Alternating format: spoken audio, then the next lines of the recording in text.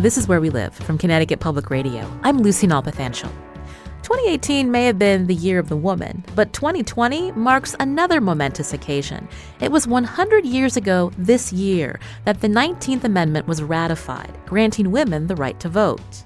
So, Connecticut's Secretary of the State, Denise Merrill, commissioned a report called Women Candidates Over the Past 50 Years. It's a project of the Connecticut Women's Centennial Suffrage Commission.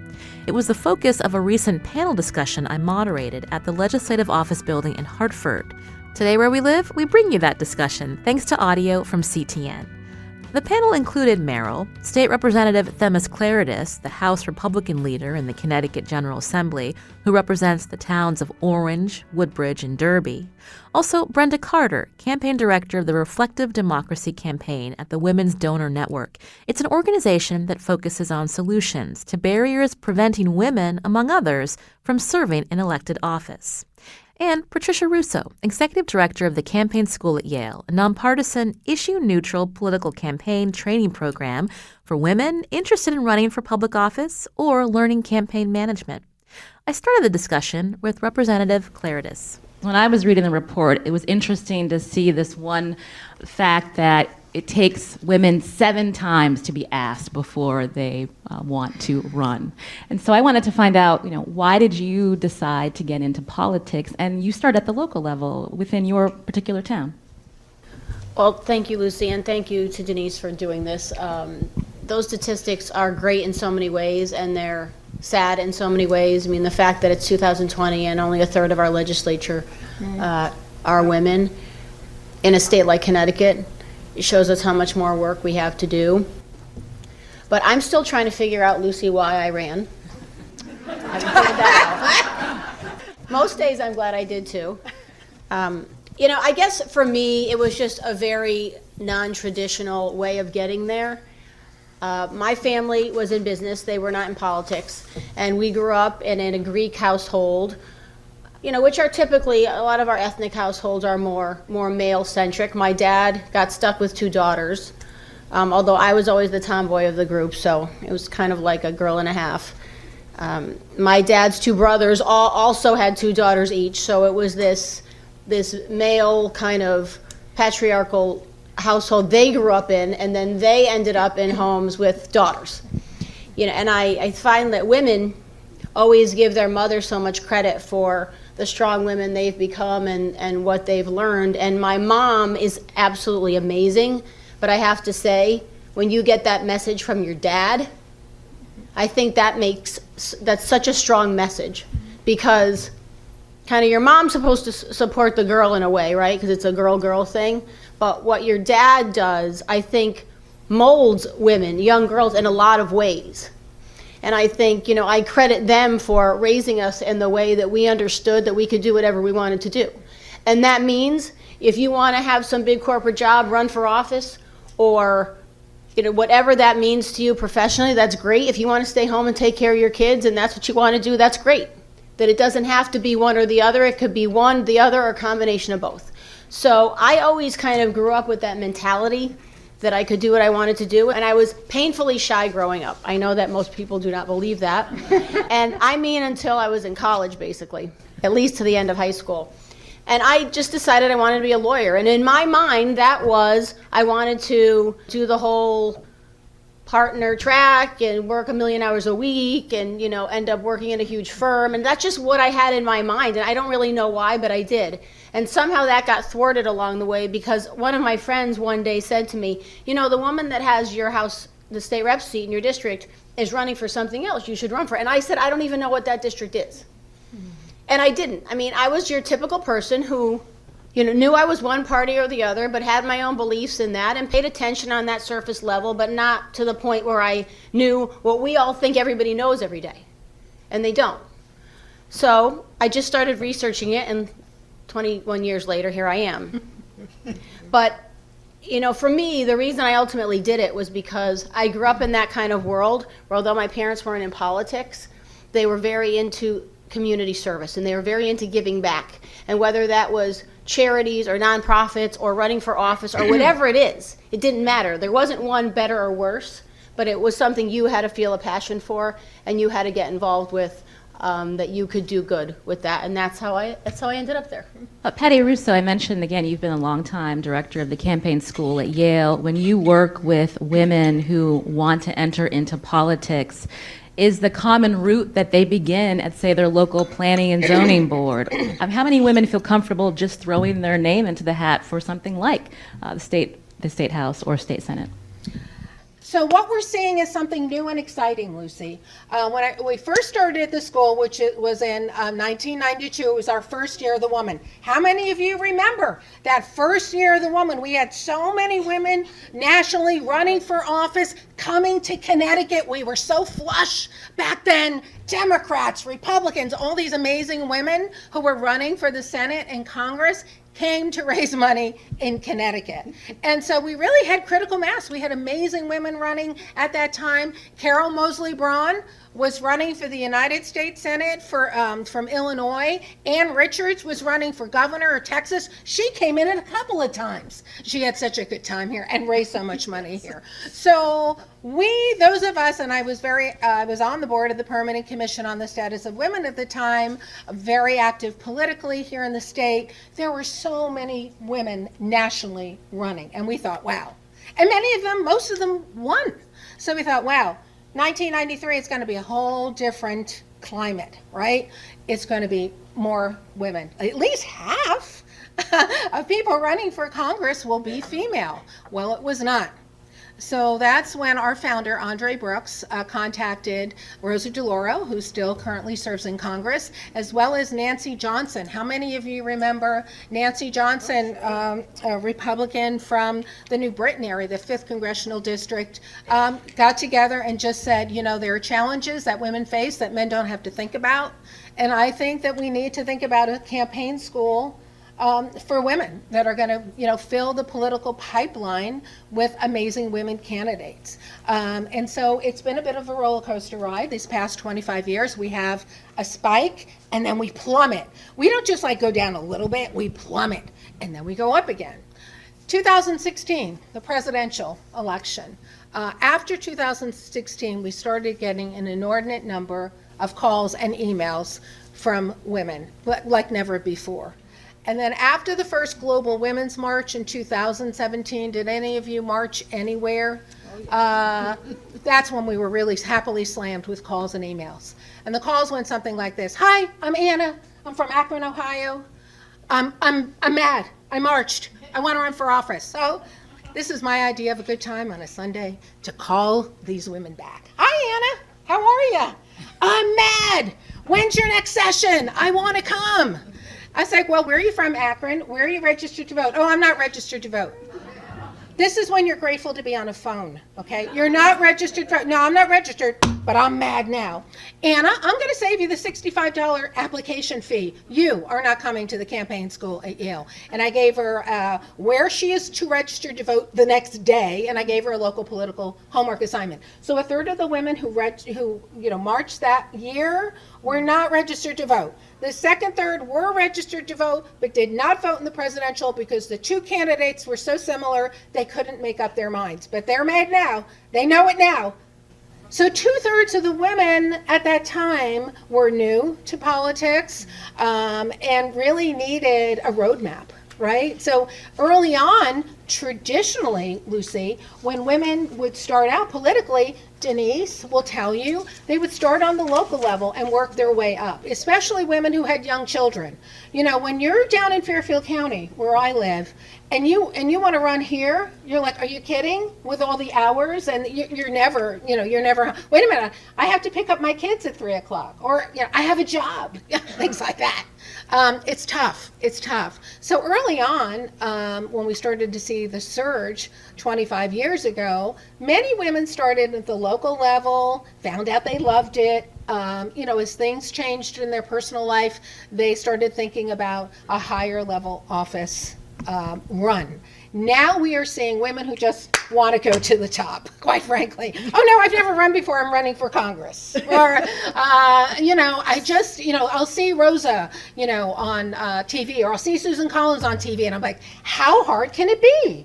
I have an Ivy League law degree. I went to Stanford. How hard can it be? Oh, you're about to find out.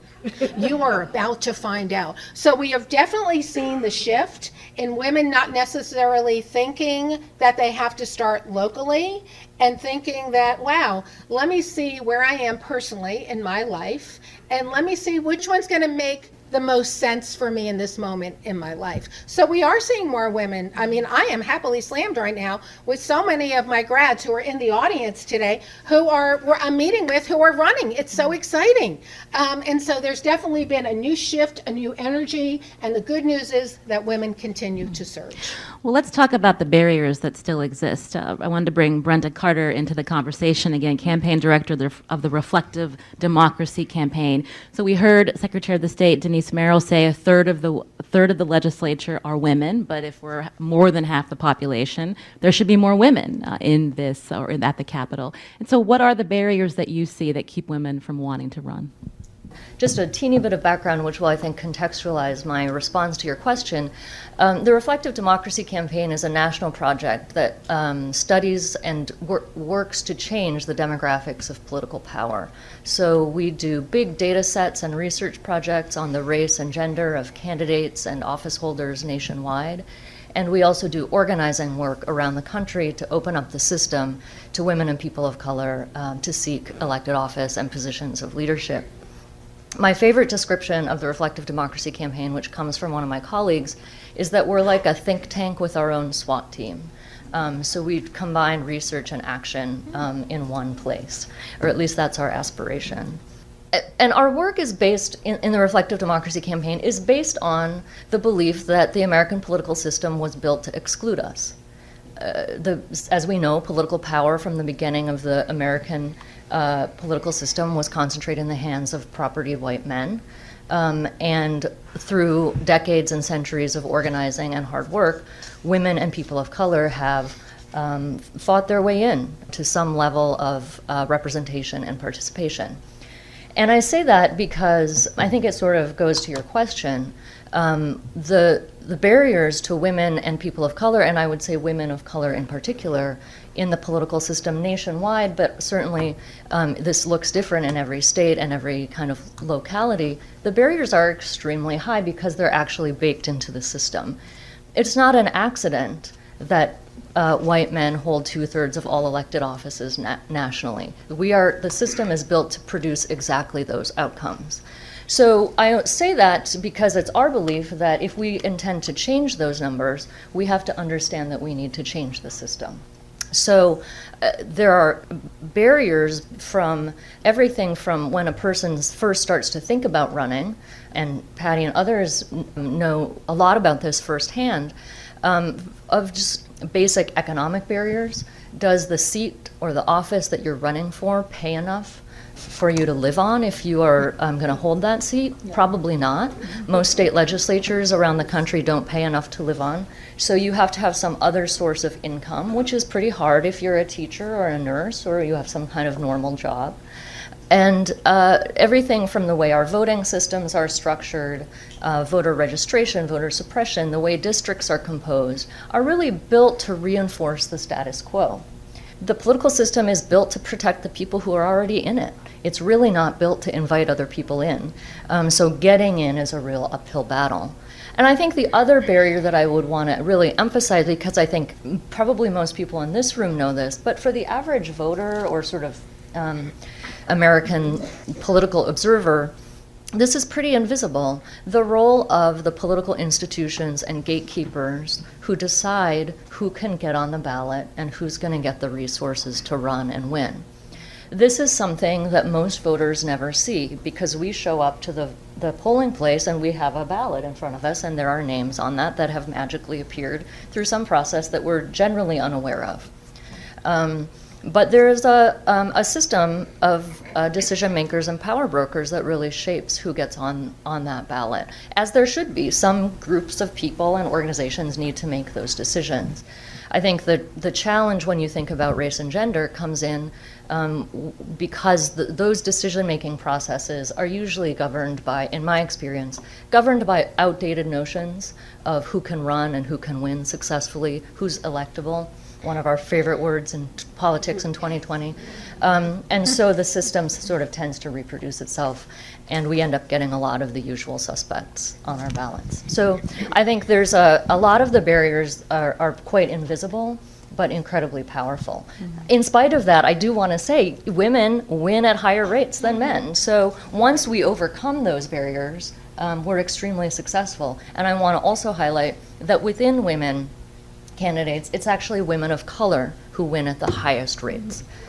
So that is the single most successful demographic group as candidates. This is Where We Live. You're listening to a panel discussion I moderated last month that focused on a report commissioned by the Connecticut Secretary of the State, Denise Merrill, called Women Candidates Over the Past 50 Years, a project of the Connecticut Women's Centennial Suffrage Commission. I asked Merrill why Connecticut has only had one woman of color who has been elected to be a statewide constitutional officer, and that was former State Treasurer Denise Napier.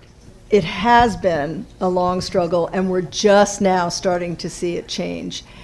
2018 was a different year, and maybe 2020 will be another one, because we saw literally double the number of women who ran and won, but not necessarily women of color. There are still many barriers to women of color running for office, and I would, at this moment, just like to give a nod to, I'm looking around the room and I see many women candidates who have either run and lost and come back to run again and win.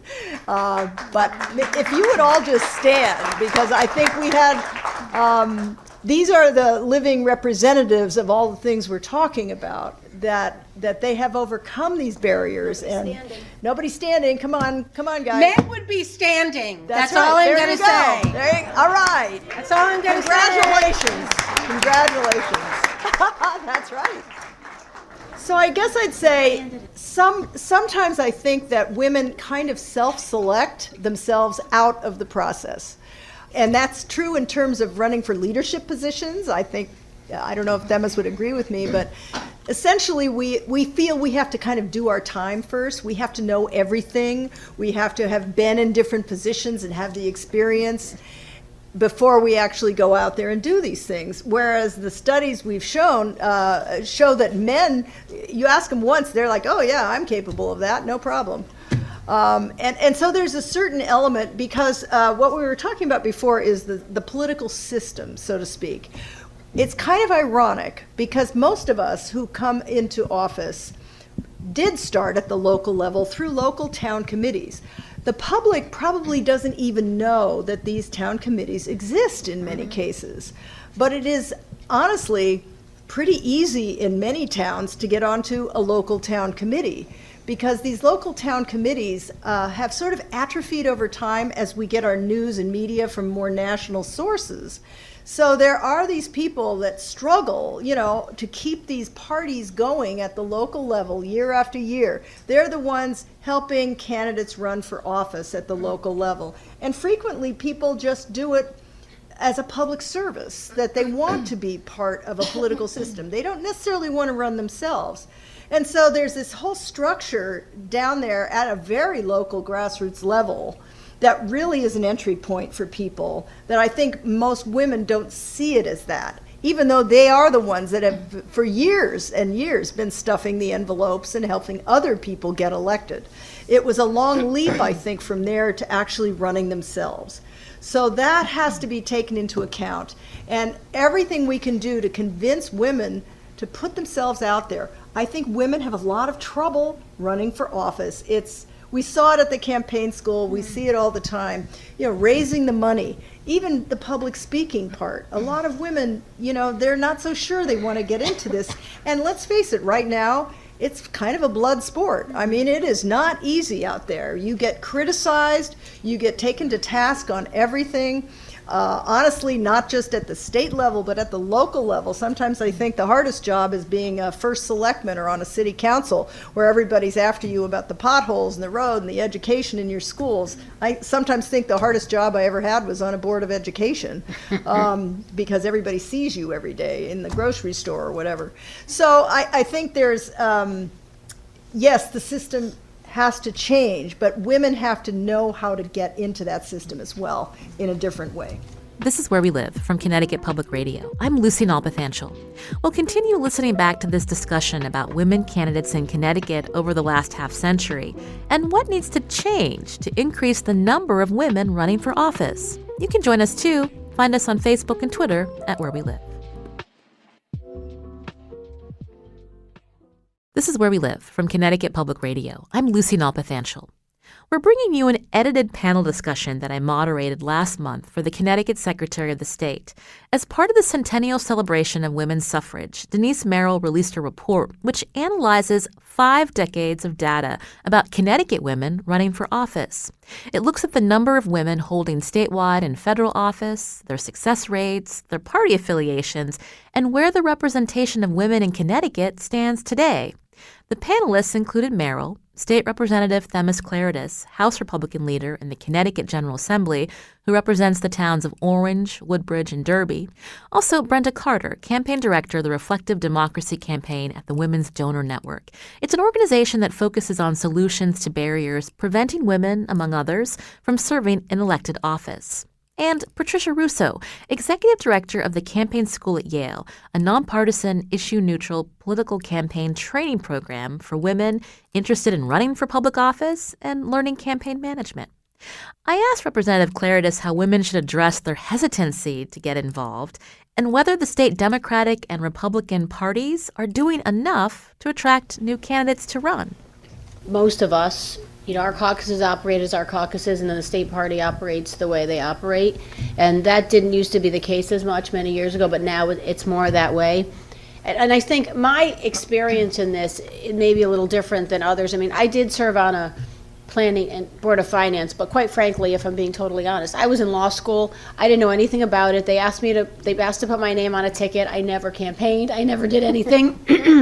And I went to some of these meetings, but again, I was in law school, so it certainly wasn't a priority. And then when I moved into another town, the planning and zoning board was an appointment, so I was appointed. And again, so I didn't come from that. I've run for office now. And I want to move up a level. So it was a little bit of a stark reality when I ran for the House.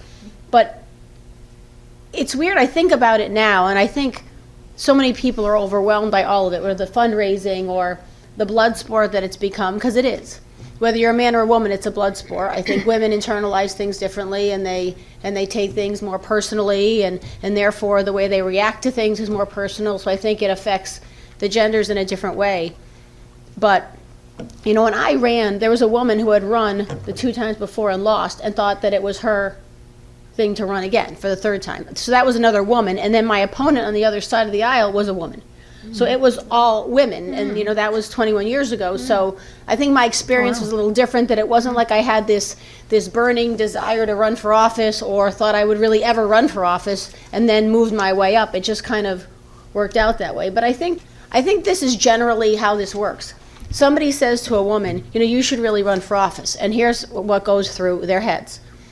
Oh, I don't know enough, and I don't know the issues, and how would I do it? And then I have my family, and then I have my job, and I couldn't. And then you stay up at night and you worry about, you don't know enough, and you don't know what it entails, and can it fit into everything else in my life? And then you ask a man, and they look at you like, yeah, of course I should. Yeah. Like there's no thought process whatsoever, and it's something, right, that's in our DNA. It's something that's societal. It's something that is just the way things have been. Now it has gotten better.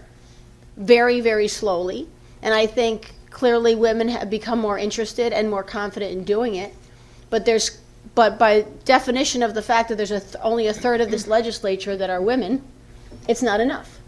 And, a lot of us, we grew up with your mom staying home and your dad working, and even though now both parents work and that kind of thing, it's a gender based and genetic-based and societally-based issue that we've been breaking down, but very slowly. And what it takes is, a female Secretary of the State, and a female leader in the caucuses, and a female this, and a female that. That's what it takes. So, Whether we like it or not, when we go into schools and talk to third graders, when a woman is sitting there, the girl's going to take it differently than if it comes from a man. You know, that is the reality. And so the more of us that are here, that message gets put forth in a much more efficient way. Patty, when you speak again to women at the campaign school and they worry that, they love their husband, but they're the ones that are still doing the majority of the housework and getting their kids to where they need to be, how do you answer their concerns about juggling that and making it work for them? Well, I think women, just by virtue of who we are as a gender, we're like, we are the queens of multitasking, right? It's just kind of who we are. We're never just doing one thing. We're always doing 20 things. I remember I've always been on the campaign management side, no interest whatsoever to run for office. And I remember going to DC for the weekend for training. And I had a young daughter at the time and an incredibly supportive spouse. I would pack and anticipate every need like I was going away on a safari for a month. It was like, oh my God, all the Tupperware with the, and we've all done it. I see the bobbleheads because we've all done it, 350, 20 minutes. Oh, by the way, take it out of the Tupperware first.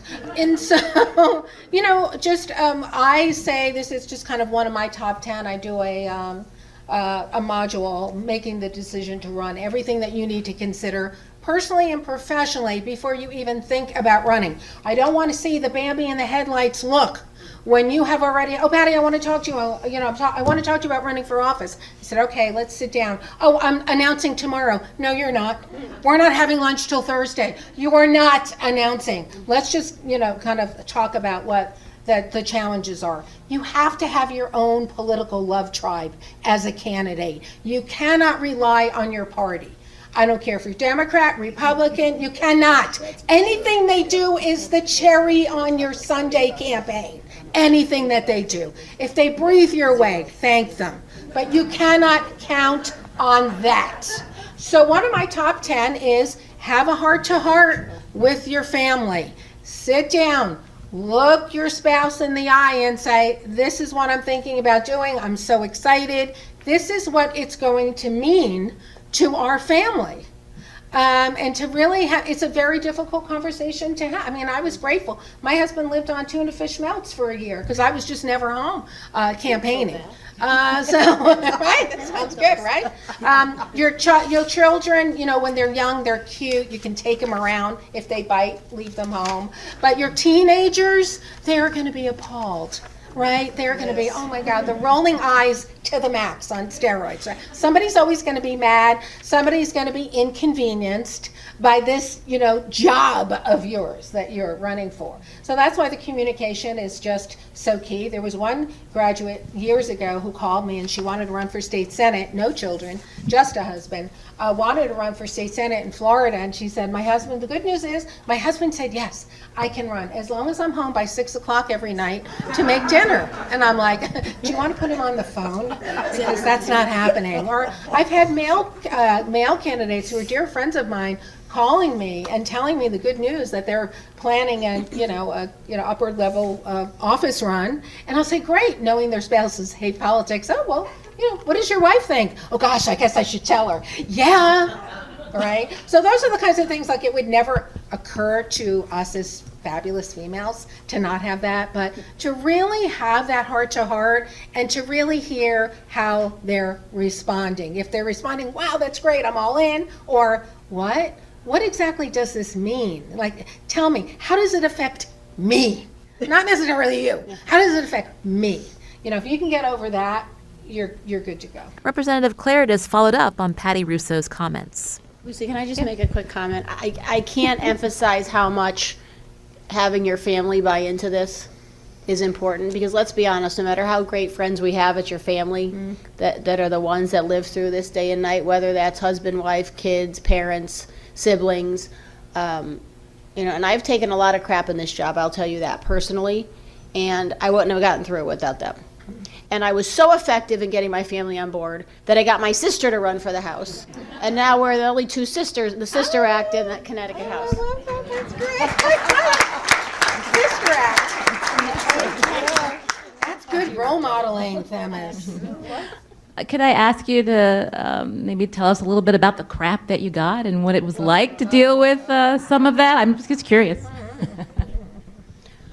Well, when I first ran, I was a lawyer, but I also did a lot of like fitness and swimsuit modeling when I got out of law school. And so my opponent, who was actually a woman, decided it would be great if she kind of tried to use that to her advantage and make up all these things on my, on the internet and say all these things I did that I didn't do. I worked for the WWE. I was a card girl. And while I was practicing law at the same time. And, I'll be honest with you, and I think we all agree with this. If I were a man and I had stood there in a swimsuit and I was a lawyer, the response would be, isn't that awesome? He's really smart and he looks good too. Right? Like, that'd be a great thing. But when you're a woman, it somehow takes away from the brain cells you have in your head. If you look a certain way, or you dress a certain way, or you've done things. And I will tell you, I have never regretted anything that I did. Those were all great experiences. I met great people. It showed me all different walks of life and different things. But the shame of that whole thing was that was a woman I ran against, right? That wasn't a man who did that. And I think that every woman in here understands that we get the same thing. It's nobody ever will discuss, did you see that tie that guy had on today? I mean, nobody says that, right? You don't say those things. Women, did you see her shoes? That's too tight. I like your hair that way. I don't like your hair that way. I don't give a crap, right? Like, I don't. Do people comment about that with men? Did you see that hair color he got? It looks terrible. But at daily, did you cut your hair? Is it lighter? Is it darker? I like it better the other way. Okay, I don't care. Right, but these are just things, right? They're just things that we've gotten used to hearing and dealing with that men never deal with. I mean, half the guys we know, like, you could pop out an eye with how tight their shirt is, right, and the buttons, but nobody says that.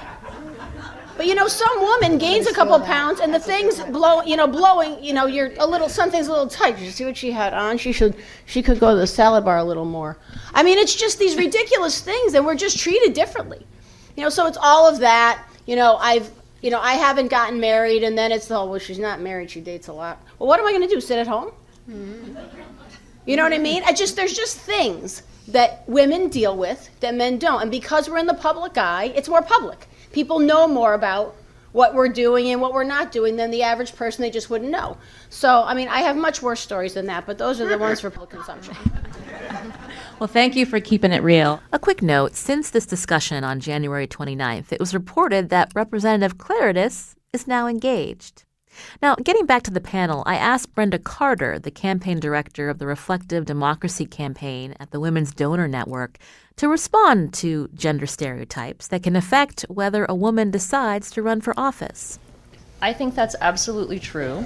I think in any part of life when women are navigating that space, we're dealing with all kinds of gender stereotypes and confronting them in all kinds of ways. I do want to emphasize, though, that based on our research, and I think a lot of people's experience conforms with this, for the most part, the obstacle to women achieving elected office is not voter bias. There are, of course, voters who are very sexist, we know that. But again, when women get on the ballot, they win at higher rates than men. In addition to that, my organization has done a bunch of pretty comprehensive public opinion research over several years, looking at the way that voters think about women and people of color in elected office. And regardless of how voters identify by party, they are really in favor of there being more women and people of color in elected office. They want that to happen. And the election results bear that out, again, because women and people of color win at slightly higher rates than white men when they're on the ballot. So that's not to downplay or minimize any of the sexism and the sexist stereotypes that women have to navigate. But for the most part, I would argue that those barriers and those stereotypes are more upstream in the process. They're more within the system, within the organizations and the groups who are deciding who's going to get support to run and win. Once people get on the ballot, Of course, there's still some of that, and I, again, don't want to minimize it, but that's not really where the problem is. I wanted to just go back to Denise Merrill quickly, because it's not just about getting the ratios to be different. We see when more women are in these positions of power, when there are more people of color in these offices, you see laws and structural change that impacts communities that have long been overlooked. Yes, that's absolutely right, and I'm really glad you asked me about that, because in the end, what is this all about? Does it make a difference if women are running and winning? And you're absolutely right, Brenda. The data in our report also shows that when women run, they tend to win in higher numbers than men in general, and you'll see there's some graphs in here about that. But then that does beg the question of, do we bring something different to the table? And I'm not sure that's the only issue about it, but yes, I think women do bring something different to the table. They do have different experiences, and possibly in some ways because of the stereotypes. And, you know, we've been talking about what it's really like to be a woman in office. I do think we govern differently in some ways. I think women tend to be a little more collaborative, look for the common ground, look for, you know, and you can see that in Congress. I know there was a big stalemate a couple of years ago, and what happened was we found out that the stalemate was broken by what? A group of women who were having pizza with each other in the Senate, and they were bipartisan, they'd come together, kind of like the old days. And I think I, for one, really regret that things have changed so dramatically since I've been in office. I've been in office about 28 years now. And 28 years ago, we were much more collaborative just generally as a society. I mean, in this building, we used to hang out together more. We used to go out to dinner together with people of the opposite party. In fact, one of my best friends was the guy who became the minority leader later. He came in with me, Larry Cafaro, some of you, I'm sure, remember. And we all would go to the same sort of watering holes at night and go and talk to each other and just have a good time and tell stories about our families and all that. Didn't mean we agreed on things, but it was a different time, and it has changed a lot, even here in this building. Hopefully women can bring some of that back. I'm hopeful because I do see it already that the women that have come into office in the last couple of years do tend to be a little more collaborative, I think. They are kind of meeting together and hanging out together and finding common ground. So that is something I do believe that women bring to, and just, I like to think a little more decorum, frankly. When there are women around, they tend to hold people, I think, to a higher standard of behavior. And maybe that's just kind of instinctual on my part. I'm not sure I could bear it out with any kind of data. Well, we're held to a higher standard. Well, we just are. by virtue of being Yeah. elected officials who are women. Exactly You are right. held to a higher standard. Yes, So that's exactly right. that's why you elevate And I everyone. think we bring it to the table. So we don't want to make it sound like it's really difficult to run for office. I know you're hearing some of this. It is hard. But the thing is, if we can get more women running, we're going to win, more women will win for office. So really what I think this data shows us is we don't have enough women running to begin with. Otherwise, those numbers would be different. Right. And so I just want to say, consider this your first ask. If you have to really be asked that many times, maybe this is number one. That was Denise Merrill, Connecticut's Secretary of the State, at a panel discussion focusing on a report about women candidates in Connecticut. After the break, we hear audience questions, and you can join us too. Find us on Facebook and Twitter at Where We Live.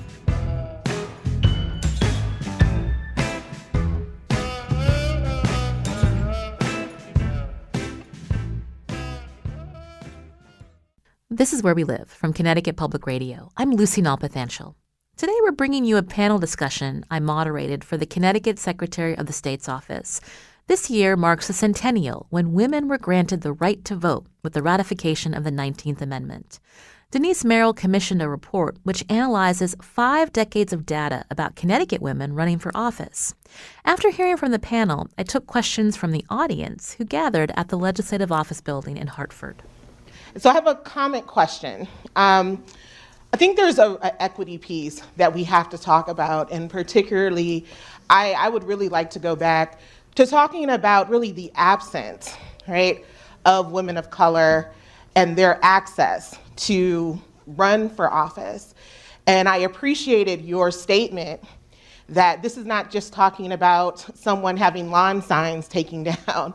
Like, we're talking about systemic systems and machines coming down on women, and particularly women of color, and undermining their journey to something that I even think about very deeply is looking at Stacey Abrams' fight, right? Mm-hmm. Undermining their ability to get on the ballot. So we're not even talking about just not being elected. The fair fight is a question, not only in Georgia, but it's also a fair fight question here in Connecticut.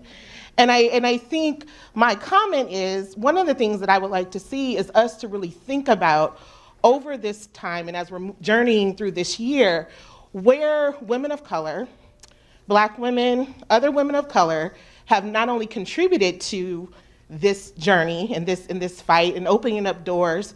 And I think I'm gonna bring her into this space because she's not on this report, but Mary Seymour, even though she did not get elected, she is an African-American woman, the first to run for state office.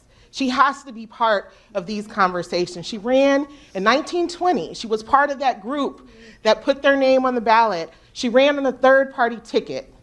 And so that's another conversation that we can't overlook, the women of color or women in general who are running on third parties, part of third parties, because she should be part of this commemoration piece here as such a trailblazer. But we know that she also ran in 1922 for Secretary of State, right? So African-American woman running in 1922 in this state for Secretary of State has to be talked about and acknowledged. So my question is, when we look at this kind of longer history and we look at the barriers, what are some of the things here in Connecticut that we are doing to eliminating the barriers to making it a more fair fight for women of color to consider to pursue office? Patty Russo, executive director of the campaign school at Yale, responded to that question. You know, when we first started the school, 26 years ago now, the median age for a woman attending our school was mid-40s, and white women, all white women. Really fast forward up to, we had women of color subcommittees, or how can we get more women of color. What really changed things exponentially for our school was the Obama phenomenon. 2007, we started to see this enormous surge of women of color applying to our school. They had either taken time off from work or school to work on the campaign, on Obama's presidential campaign. They kind of got the bug. They had never been, it was really their first introduction to be politically, civically engaged, and they loved it. And it's like, wow, why not me? I can do this. And so we started seeing women of color in droves applying to the school and getting in. And so ever since then, the median age at our school now is late 20s, early 30s, and the majority of the women who come to our school are women of color. Now that doesn't just happen. It's something that we take very seriously. It's important to us personally that our school look like America. It makes a difference. When you've been on the outside looking in and you're invited in to what is perceived as some kind of, elite special experience, you've got to feel a part of that environment, right? I have had that experience myself where, wow, I should feel really lucky that I'm here, but I'm still on the on the outside, even though I'm in. We just don't have that at the school. We just really work hard to make sure that everybody has a connection and feels a part and a responsibility, quite frankly, for using their voice and speaking up. So it's not something that happens overnight, but it's got to be done purposefully, intentionally, and lovingly for it to happen, and you will reap the wonderful rewards that we've experienced at our school. Another woman took the mic to ask about candidates of a certain age. What about women of a senior status, as myself? How old would that be? What are you talking Oh, about? I'm not going to say.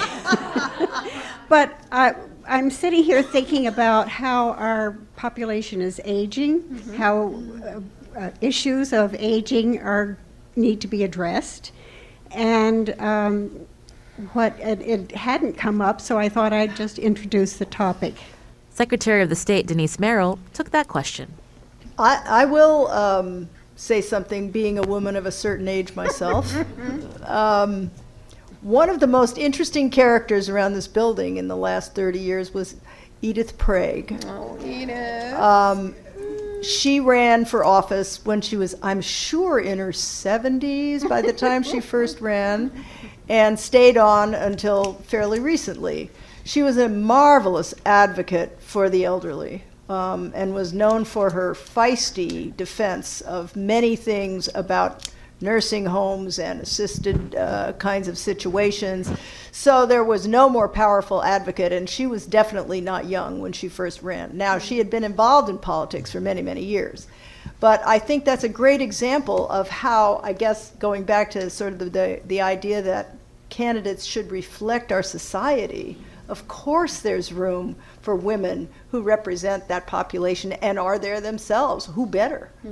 So I would definitely encourage you to run. Okay, we're going to fit in one more question. Thank you so much.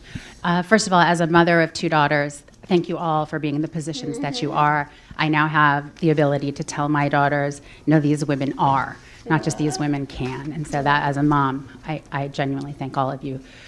We're talking about, access and barriers, and, another way of introducing women into the political process and inspiring them to lead is creating easier avenues for them to even come up to the Capitol and participate. It's so hard for women to do that. It's hard for everybody to do that because, the legislature runs, 9 to 5. It would be great, if we could find ways to increase access for everybody to do that, because that's another avenue for women to understand, like, no, I do belong here. My voice does matter here. And maybe someday I will run now that I see that there are other women there. Good idea. State Representative Hilda Santiago from Meriden was in the audience, and she shared this final comment. So I think when you mention women of color, we have to make sure that not only African Americans are mentioned, but that Latino women are mentioned. Brenda Carter, the campaign director of the Reflective Democracy campaign at the Women's Donor Network, closed out the panel. If I could just build on that as well as the earlier observation, I really I appreciate both of those, and I think I really want to underline the importance of when we are having commemorations and rightfully celebrating the centennial of the 19th Amendment, which was absolutely historic and an enormous achievement, that we also recognize how insufficient and partial it was, and how much racism and the politics of race were woven into it and still continue to be. So I think that's not, again, to take anything away from the achievement of winning the 19th Amendment, which was an enormous act of enfranchisement, as Secretary Merrill said earlier, but it was largely meaningless for millions of women across America who still had no meaningful right to vote until the 1960s. Right. And we still struggle to win meaningful a real meaningful right to vote and to participate in the political process in all kinds of ways. So I want to just really underline that as an incredibly important part of our reflections on these centennials, because I think it's just we misunderstand the nature of the challenge that we're up against if we don't understand the ways that these things are intertwined. Today's show was edited by producer Carmen Baskoff. Thanks to CTN for the audio from this panel discussion on January 29th. You can check out the Secretary of the State's report on our website, WNPR.org/where we live. I'm Lucy Nalpathanchel. Thanks for listening.